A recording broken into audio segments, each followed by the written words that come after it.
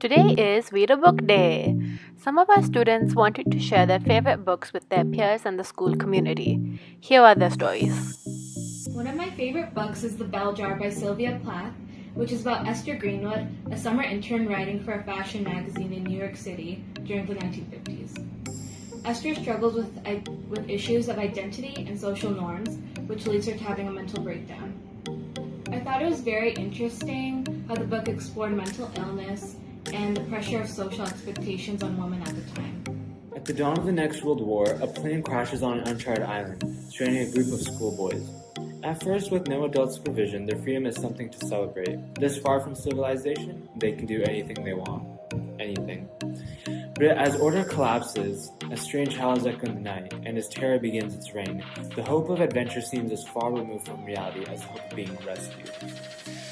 For reading day, the book I would love to recommend is Lord of the Flies by William Golding.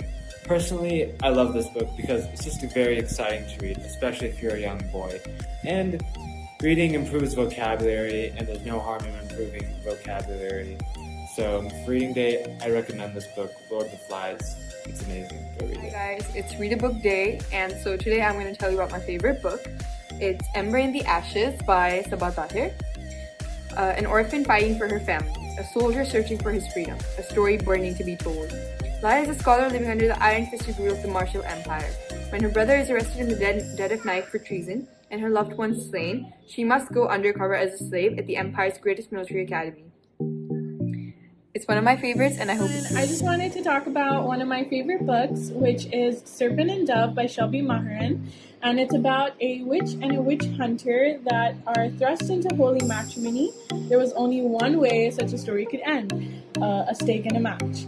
So I would recommend this book to almost everybody because it's very interesting. The plot is very interesting, and there's amazing character development, and yeah.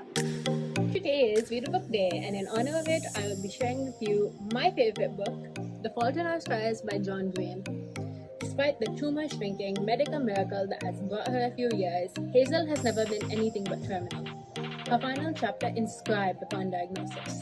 But when a gorgeous plot twist named Augustus Waiter suddenly appears at Cancer Kids Support Group, Hazel's story is about to be completely rewritten.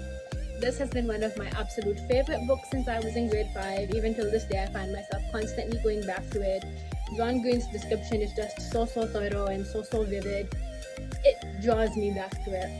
His last line in the book is one of my favorites, and it says, "You don't get to choose if you get hurt in this world, old man. But you do have some say in who hurts you."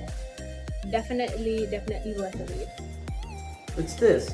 There are certain point in our lives we lose control of what's happening to us, and our lives become controlled by fate. That's the world's greatest lie. This is a passage from the book The Alchemist by Pablo Coelho. It's one of Will Smith's and Madonna's favorite book, and it's a must read for youngsters out there. If they want to start a book which has the best language ever written, the best English, for anyone in every age can read, buy this book.